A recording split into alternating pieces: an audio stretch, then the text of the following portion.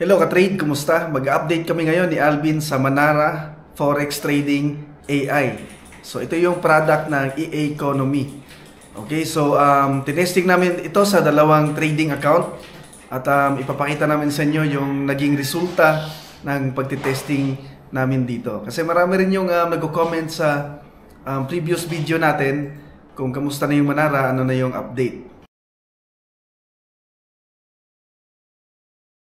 So ito yung itsura ng Manara Market Scanner ka-trade. Ini-scan niya yung market tapos nagsisend siya ng signal. So ito yung itsura ng Manara Market Scanner ka-trade. So ini-scan niya yung market kapag may nakita siyang pattern. Kagaya nito. Ito yung pattern na ito. So nagsisend siya ng signal. Example ito, sell signal. Kasi ito yung entry, ito yung stop loss. Ito yung target 1, target 2, or take profit 1, take profit 2. So, sinunod namin yung mga signals na binibigay ng Manara. Okay? So, ito yung itsura. Lumalabas yung currency pair kung saan merong signal. Tapos, up or down, or buy or sell. Tapos yung pattern. Tapos yung time frame.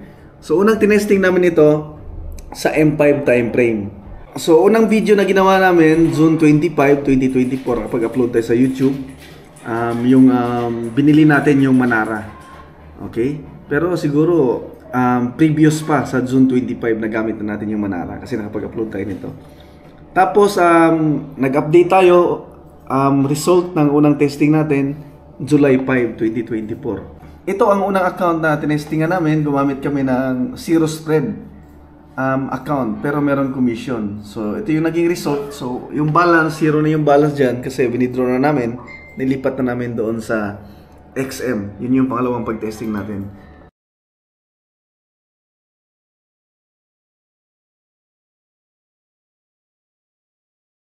So ito yung unang update namin sa Manara gamit ang zero spread account ng XNES.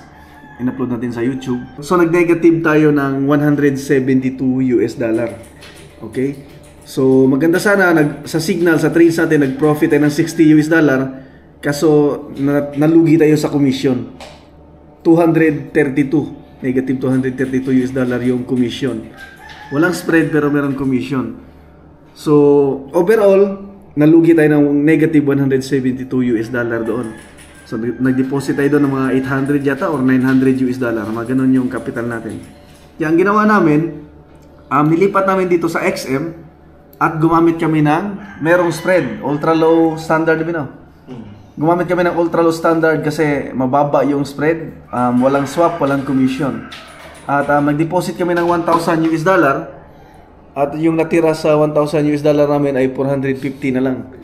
Okay? So yung ginamit namin na signals dito ng Manara, so hindi kasi pwede dito yung M5 kasi maliit lang yung, kunti lang yung pips sa mga signals niya, so lugi sa spread kasi may spread. So ang gamit namin dito M15 saka M30, R1, ganyan. So ito yung naging account history. So lahat ng mga trades dito, walang ibang trades to, puro ito signals ng Manara. I-all history natin. Okay? Ayan. So napakadaming trades na nagawa. So napakadaming trades. Nag-trade tayo. Simula ng trade natin ito, July 1 unang trade natin. So nag-stop tayo mag-trade July 22, 2024. So yung $1,000 natin, makita natin dito sa baba. Ayan, nag-deposit tayo ng 1,000, nalugi tayo ng $549. So lahat yan mga signals ng Manara. Wala tayong binago, wala tayong iniba. Pure Manara signals yan galing doon. So ang total na nalugi ko sa paggamit ng Manara, unang account sa XNES, negative 172. Sa XM, negative 549. Magkano bin? $721 plus yung bili natin sa subscription sa Manara sa e-economy 200. Kasi 150 per month yun yung ginuha ko. Yung renewal 150. So parang nasa 250. I-plus bin, plus 250. 971 US dollar yung na-damage natin dito sa Manara. Pero okay lang, at least na-testing natin kasi yung Manara kasi ngayon, yung e-economy, maraming nagpo-promote. At ito yung isang product ng e-economy. At least nakita natin, na-vlog natin, na content natin, may pakita namin sa inyo kung mag-profit ba tayo kasi medyo mataas din yung monthly subscription. 150 US dollar yung renewal ko pero hindi na ako nag-renew kasi nalugi nga. So kung sa peso yun, i-times ko na bin. I-times of 58 bin. 971 times 58. 56K. Putik, isang kalabot, isang baka na yan. Sa baka na nalugi namin. Kita na Ha? Pero pwede ka talagang kumita sa e-economy, sa affiliates nila, yung magre-refer ka kapag may bumili ng subscription, magre-renew ng subscription. So pwede kang kumita, meron kang commission doon. Kasi yung vlog ko sa YouTube, nung nag-upload ako noon, so nilagay ko yung link ni Kevin, ito si Kevin. So yung account niya, nagkaroon na siya ng commission na, magkano ang commission doon? Mga $300. 300 US dollar yung naging commission niya. Pero bumili rin siya ng subscription 100? 150? 100 din yun. Oh, 200 dollar din yung nabili niya sa subscription. So at least may tubo pa siyang 100 dollar.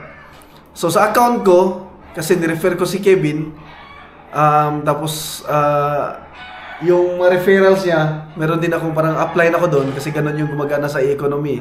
Parang meron kang yung mga binary levels. Okay? So, yung mga na-refer ni Kevin, meron pa rin akong commission. So, nasa mga 200 US dollar yung naging commission ko. So, nalugi ako ng 971. Nag-profit naman ng 200 US dollar sa affiliate. So, mga 700 US dollar na lang yung nalugi ko, yung negative ko. So, yun.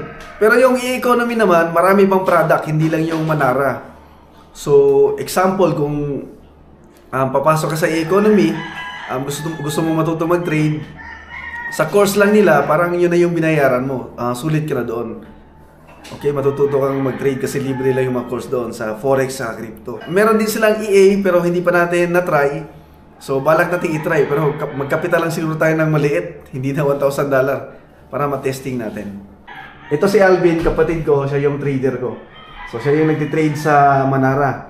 So, nung unang account, Ben, sa Manara, yung sa Xness pa, yung zero spread. So, ano yung naging problema sa mga trades mo? Sa commission. Sa commission, lugi ka sa commission. Lugi sa commission.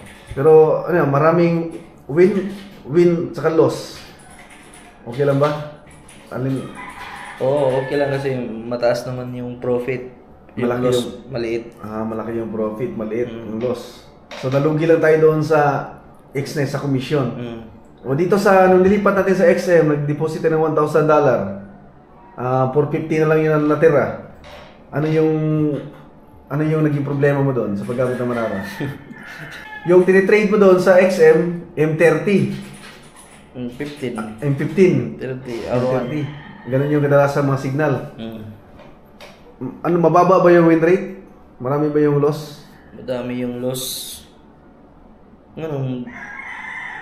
Mostly pitch man puro sa Ha?